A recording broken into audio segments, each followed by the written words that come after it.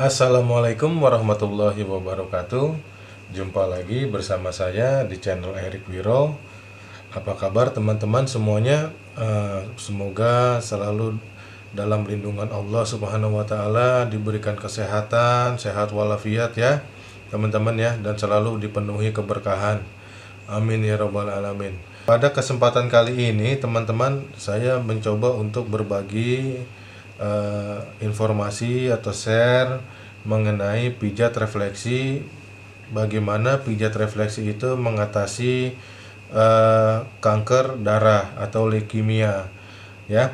Yang kita ketahui adalah bahwa leukemia itu adalah penyakit yang dikategorikan sebagai kanker yang menyerang fungsi sel-sel darah putih ya. Nah, jadi jaringan-jaringan pembentuk sel-sel darah yang ada di dalam sumsum tulang dan kelenjar getah bening. Nah, ini jadi penurunan sel-sel darah putihnya yang ada di tubuh yang harusnya itu ada untuk memberantas sebagai benteng pertahanan tubuh ini diserang, jadinya tidak berfungsi ya sel-sel darah putihnya. Nah, di sini pijat refleksi di sini saya akan menjelaskan sedikit bahwa dengan pijat refleksi ini kita berusaha untuk meningkatkan sistem imunitas dan menyeimbangkan kembali organ-organ yang berkaitan dengan pembuatan jaringan-jaringan darah, sel-sel jaringan darah ya, seperti yang ada di tulang sumsum tulang belakang, terus juga pembentukan untuk sel darah putihnya seperti yang di limpa ya. Nah, seperti itu teman-teman. Jadi dengan meningkatnya itu yang kita harapkan adalah penyakit ini bisa segera diatasi ya. Nah, tapi seperti di video-video saya sebelumnya, bahwa semua penyakit itu yang menyembuhkan adalah Allah Subhanahu wa taala. Kita sebagai manusia hanya berusaha dan berikhtiar ya. Jadi tetap kesembuhan itu datangnya hanya dari Allah Subhanahu wa taala. Kita manusia hanya bisa berikhtiar. Oke teman-teman, kita langsung aja ya supaya tidak lama ya.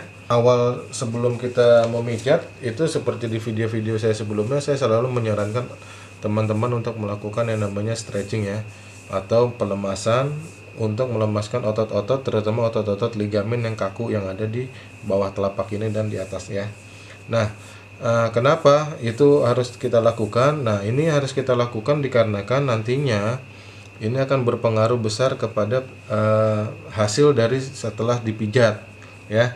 Jadi kalau ininya sudah lemas, sudah rileks, jadi pada saat kita selesai memijat refleksi itu adalah yang kita inginkan adalah kotoran-kotoran penyebab ketidakseimbangan yang terjadi di organ tubuh kita atau yang menyebabkan gangguan-gangguan penyakit di dalam tubuh kita itu bisa kita maksimalkan untuk dikeluarkan. Nah, biasanya itu dikeluarkannya paling yang bisa terlihat tuh adalah sering terlihat itu melalui air seni dan melalui BAB ya. Karena itu yang paling gampang untuk dilihatnya. Jadi kita lakukan seperti ini teman-teman ya. Nah, kita pijat seperti ini. Nah, jadi kita bikin rileks. Nah, bila mana ada kapalan juga sekitar jari kapalan itu kulitnya kita lakukan pemijatan seperti ini ya. Nah, jadi kayak pijat orang biasa aja. Jadi membuat rileks aja ya. Nah, setelah ini sudah 2-5 menit, lakukan pembaluran. Dibalurkan hand body lotion, bisa juga olive oil, bisa juga itu minyak kelapa ya, atau minyak urut, agar menjadi lembab di sini. Nah, dengan ininya lembab, baik yang bawah telapak maupun yang di atas ini, pada saat kita memijat itu akan memudahkan juga agar tidak lecet ya pada saat dipijat. Nah, seperti itu teman-teman. Oke, kita lanjut ya setelah ini. Nah, untuk menentukan titik-titik refleksi itu nanti bagi teman-teman yang belum mengetahui letak-letaknya, teman-teman bisa download aja gambar-gambarnya.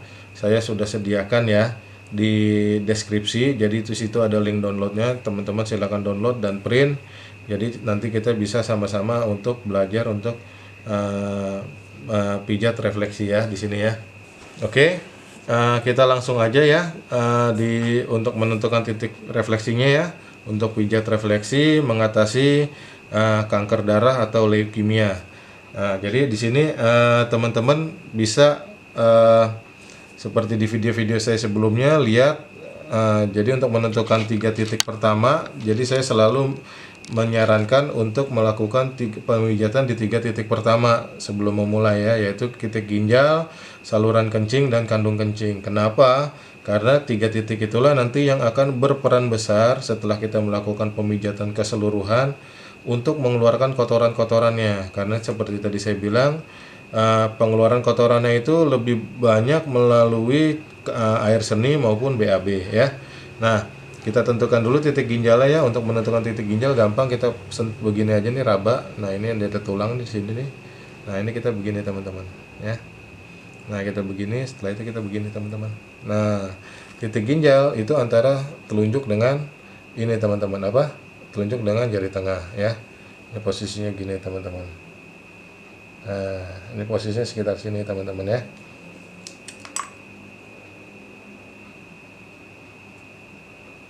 Nah, ini titik ginjal. Nah, kemudian kita titik saluran kencing dan kandung kencing. Nah, untuk kandung kencing antara telunjuk dengan jempol ya.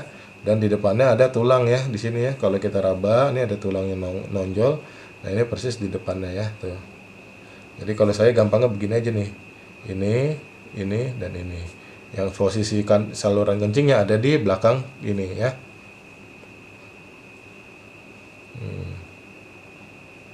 Seperti itu ya teman-teman ya. Nah, jadi kalau untuk yang kandung kencing antara kulit atas dan kulit bawah. Seperti itu. Nah, ini adalah 3 titik pertama yang selalu saya sarankan untuk dipijat pertama kali ya dalam memulai suatu pijatan refleksi.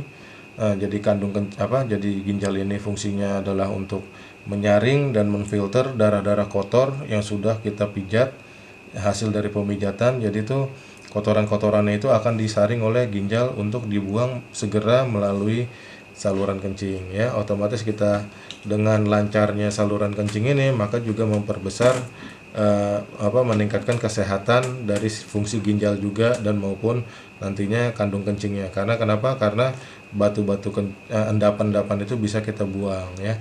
Juga kandung kencing ya, dengan meningkatkan fungsi kandung kencing ini kita memijat, maka fungsinya kandung kencing, tempat yang menampung ya air kotoran seninya itu bisa dengan lancar bisa dikeluarkan. Dan juga dengan lancarnya kandung kencing ini bagusnya ini otomatis kita meningkatkan fungsi prostat atau vagina ya di sini ya, yang prostat atau rahim ya, yang ada di kalau bagi laki prostat, bagi perempuan itu rahim ya. Oke teman-teman. Nah, bagaimana cara mijitnya? Mijitnya bisa seperti ini teman-teman. Seperti ini. Bisa juga teman-teman bisa begini ya teman-teman ya. Bisa juga begini dengan ini ya. Nah, tetapi selalu gunakan hand body lotion teman-teman. Setiap mau memijat selalu gunakan hand body lotion agar tidak lecet titiknya. Nah, bila mana teman-teman itu belum kuat menggunakan belum kuat menggunakan jarinya, bisa menggunakan alat bantu seperti ini ya, tongkat pijat dari kayu atau bisa juga yang terbuat dari besi ataupun dari plastik. Nah, itu di online banyak. Ya, murah-murah teman-teman bisa dapatkan juga. Oke. Nah, setelah kita sudah tahu cara memijatnya, jadi kita konstan di titik pijat, jangan lari-larian ke titik-titik lainnya. Misalkan kita pijat yang di sini, ya udah kita di sini aja. Yang pertama adalah rule-nya adalah gunakan selalu hand body lotion atau minyak olive oil untuk melembabkan ya agar tidak lecet. Yang kedua, titik tekannya berapa kencang nekannya kita. Titik tekannya itu kurang lebih 1 sampai 2 kilo ya. Untuk tahunya ya tekan aja timbangan kue atau timbangan berat badan ya. Oke. Nah, terus kemudian durasinya berapa lama? Nah, untuk penyakit-penyakit yang memang kita melakukan pemijatan refleksi ini untuk pengobatan ya, pengobatan dari satu penyakit, maka saya sarankan selalu 5 sampai 10 menit ya. Terutama apalagi yang kita mau bahas sekali ini adalah penyakit leukemia atau kanker. Jadi itu penyakit yang kategorinya termasuk kelas berat. Jadi kita pijat ini benar-benar itu 5 sampai 10 menit ya. Jadi seperti saya bilang 2 kilo 5 sampai 10 menit. Jangan lupa gunakan hand body ya, di titik ini, di titik saluran kencing maupun di ini. Nah, kita lanjut kemudian setelah dari titik ini kita lari ke arah bagian otak ya. Kenapa ke bagian otak, teman-teman? Apapun yang kita lakukan itu karena didasari oleh adanya perintah dari otak. Nah, bila mana terjadinya ketidakseimbangan di dalam jaringan sel-sel darah, berarti apa? Berarti terjadi gangguan yang ada di otak. Nah, itu biasanya yang mengatur hal-hal tersebut adalah kelenjar bawah otak, teman-teman. Nah, ini posisinya ada di sini, teman-teman ya. Kelenjar bawah otak itu adanya di sini, teman-teman nih. Nah, jadi ini dahi. Nah, dari dahi, nah kita turun sedikit. Nah, ini posisinya di sini. Nah, dialah yang mengatur fungsi organ yang ada di dalam tubuh ya. Semuanya yang ada di dalam tubuh, terus pertumbuhan sel dan pertumbuhan tubuh kita itu yang atur dia. Dan sistem metabolisme yang diatur oleh kelenjar tiroid pun itu yang ngatur dia ya, kelenjar bawah otak ini ya. Oke teman-teman, lakukan gunakan seperti saya bilang tadi, gunakan selalu hand body lotion, tekanannya 1 sampai 2 kilo, 5 sampai 10 menit durasinya. Oke. Nah, setelah dari sini maka kita pijat juga hal-hal yang berkaitan dengan dengan sistem imun ya, di sini ya. Nah, ini teman-teman. Ini amandel. Nah, ini sistem amandel yang harus kita pijat juga di sini ya. Nah, dia akan meningkatkan fungsi menghilangkan racun-racun, infeksi-infeksi dan penyebab bakteri, virus ya yang ada di dalam darah nih. Nah, ini dia dari amandel ya, 2 ini ya. Nah, lakukan sama seperti gunakan hand body lotion 1 sampai 2 kilo 5 sampai 10 menit. Nah, kemudian yang harus kita pijat itu adalah kelenjar adrenal, teman-teman. Nah, kenapa kelenjar adrenal? Karena kelenjar adrenal ini fungsinya adalah salah satunya adalah yang sebagai pelumas atau otot pelumas kinerja otot jantung ya. Jadi otot jantung itu pelumasnya itu adalah ya ini dari kelenjar adrenal. Dan karena otot jantung itu lancar, kinerjanya jantung itu lancar, maka tekanan darahnya pun juga yang mengatur ini, teman-teman. Ya, kelenjar adrenal ini. Oke. Nah, dari kelenjar adrenal ini nanti semua hal-hal yang berkaitan dengan ginjal pun juga terkait ya. Jadi kecepatan kalau tekanan darahnya itu bagus, maka pengeluaran ke arah ginjalnya, kotoran-kotoran itu ketekannya juga cepat ya. Oke. Nah, dari situ teman-teman. Nah, kemudian yang harus kita pijat juga adalah daerah limpa, teman-teman. Nah, ini adalah salah satu daerah yang benar-benar yang harus teman-teman ini pijat. Karena kenapa? Karena kita lagi membahas mengenai leukemia, yang mana itu adalah berkaitan dengan sel-sel darah putih, maka ini adalah limpa yang merupakan gudangnya sel darah putih ini harus kita benar-benar pijat ya. Jadi teman-teman ini posisinya ada di sini ya, teman-teman ya. Jadi ini limpa agak ini ginjal nih ya, ginjal agak panjang gini. Nah, ini limpa di sini, teman-teman. Nah, pokoknya pijat daerah sini aja terus. Ini pijat ya. Nah, dia ini sejajar dengan ini, teman-teman ya, jari manis ya. Nah, ini pijat. Nah, ini limpa. Nah, dengan meningkatnya fungsi limpa nantinya, maka sistem imun yang di tubuh kita pun juga meningkat nantinya. Nah, dengan meningkatnya sistem imun, otomatis mudah-mudahan virus-virus penyebab leukemia itu juga bisa kita digerus atau dibasmi ya. Nah, jadi ini dengan meningkatkan sistem imun yang ada di limpa, maka mudah-mudahan progres yang akan dicapai itu benar-benar banyak ya, teman-teman ya.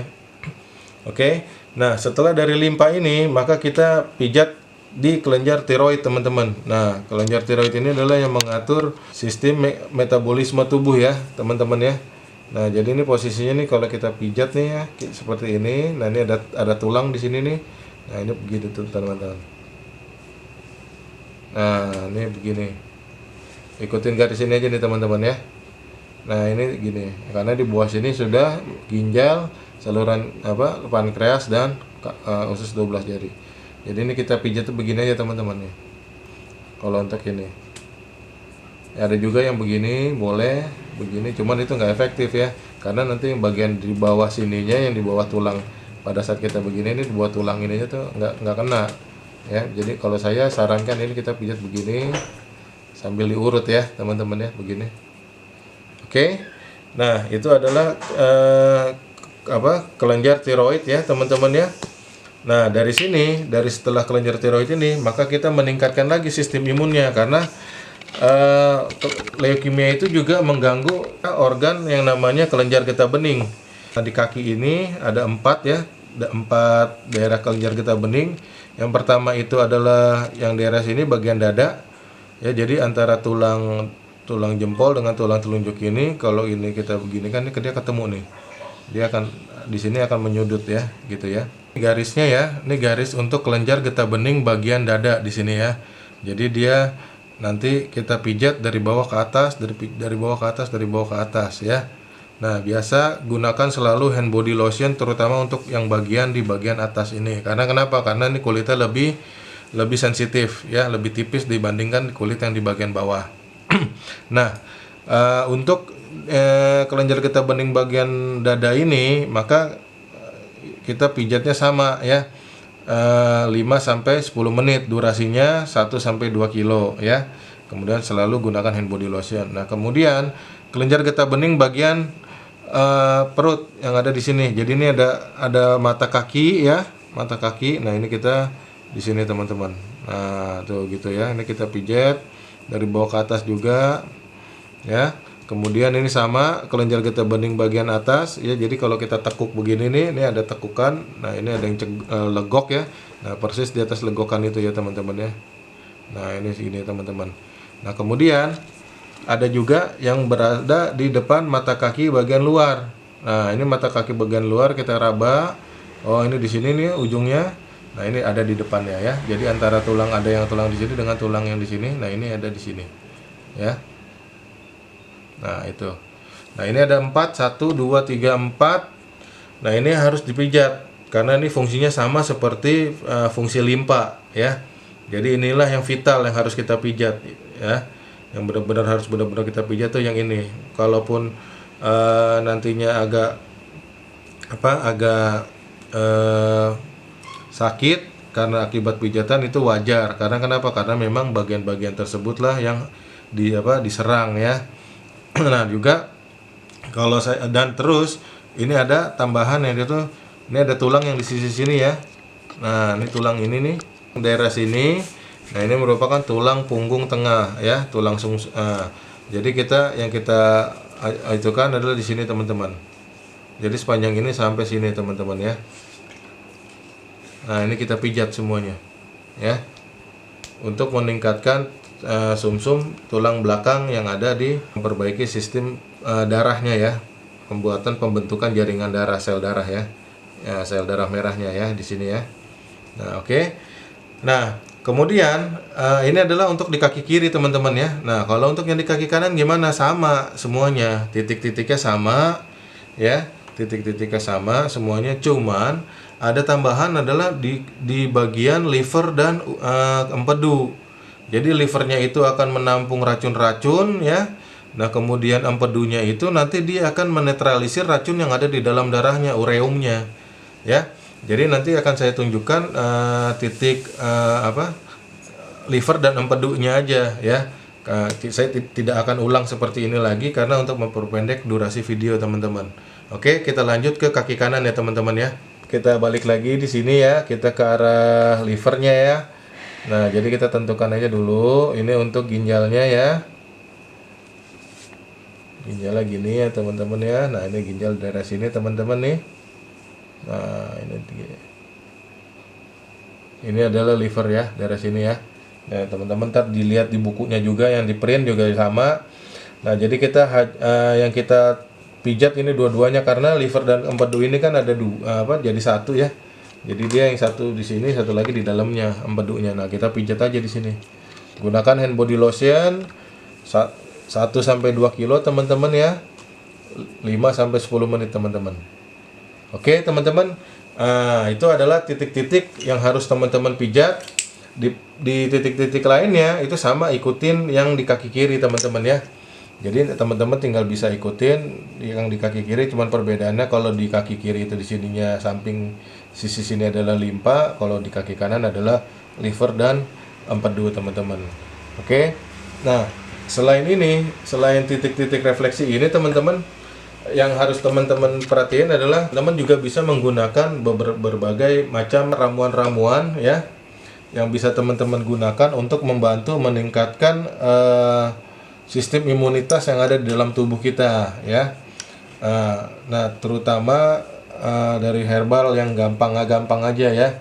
Nah, saya seperti ini, jadi saya akan sebutkan beberapa herbal yang nantinya teman-teman bisa kombinasikan antara 3 sampai 4 herbal, dijadikan satu, direbus ya dalam air sebanyak 3 gelas, kemudian jadikan 2 gelas. Minum air hangat di dalam kondisi hangat ataupun dalam kondisi yang ibaratnya sudah dingin itu boleh ya. Nah, itu seperti buah mahoni ya, terus juga bayam duri ya. Nah, terus temulawak, kunyit, nah itu bisa juga, bidara upas, jinten hitam atau habatus sauda ya, polosari, kayu manis, daun sembung, terus juga daun sumbang darah, sumbang getih, nah itu sama. Nah, selain itu untuk konsumsi makannya selama mengalami penyakit ini, saya sarankan itu kalau memang bisa itu makannya itu hanya kukusannya singkong teman-teman ya. Jadi makannya kukusan singkong. Karena kenapa singkongnya, tapi jangan direbus. Kalau direbus nanti kandungan vitamin B17-nya yang merupakan antioksidan yang paling efektif untuk melawan sel kankernya hilang ya. Singkongnya itu dikukus aja. Nah, setelah dikukus baru silakan teman-teman makan. Nah, selain dari itu teman-teman juga saya sarankan untuk memakan daun kenikir. Karena kenapa? Dalam penelitiannya di jurnal-jurnal kedokteran itu kenikir itu 98% sangat efektif membasmi sel kanker setelah daun tersebut dikonsumsi oleh orang yang menderita sakit kanker ya. Jadi oleh orang yang menderita penyakit kanker, bila mana dia mengkonsumsi daun kenikir, maka itu akan efektif sekali, 98% langsung mulai membasmi sel-sel kanker yang ada di dalam tubuh. Nah, caranya bagaimana menggunakan kenikir ini? Jadi teman-teman rebus air sampai mendidih. Nah, bila mana sudah ada kenikirnya itu dicelup aja selama 10 detik ya. Kurang lebih 10 sampai 15 detik. Setelah itu angkat lagi, dan setelah itu silakan dikonsumsi ya. Bisa tambah bisa dengan singkong, ditambah pakai cabe, sambal itu juga boleh, silakan. Dan kurangi hal-hal yang berkaitan dengan gula ya teman-teman ya. Jadi gulanya dikurangin dulu, karena gula itu merupakan makanan dari sel-sel kanker ya. Nah, oke teman-teman, itu adalah ramuan yang bisa saya bagikan, saya share ramuan-ramuan apa saja yang bisa membantu untuk meningkatkan kesembuhan dari penyakit leukemia ini atau kanker darah ini. Dan jaga makan juga dengan hal-hal yang berkaitan tadi seperti saya sudah sebutkan, yang mengandung karbohidrat ya, nasi, gula ya, kambing. Nah, terus juga daging-dagingan, jeroan, lemak, udang, kepiting, dan terasi. Nah, itu kalau bisa dihindari dulu ya. Oke teman-teman, terima kasih sudah menonton sampai selesai. Mudah-mudahan ini bermanfaat bagi teman-teman semuanya di luaran sana. Bila mana bermanfaat silahkan bagikan atau di-share, atau silahkan teman-teman subscribe dan like video ini agar semakin kedepannya channel Erik Wiro ini bisa memberikan manfaat yang banyak untuk teman-teman di luaran sana. Terima kasih sudah menonton video ini. Salam sehat untuk teman-teman di luaran sana semuanya. Wassalamualaikum warahmatullahi wabarakatuh.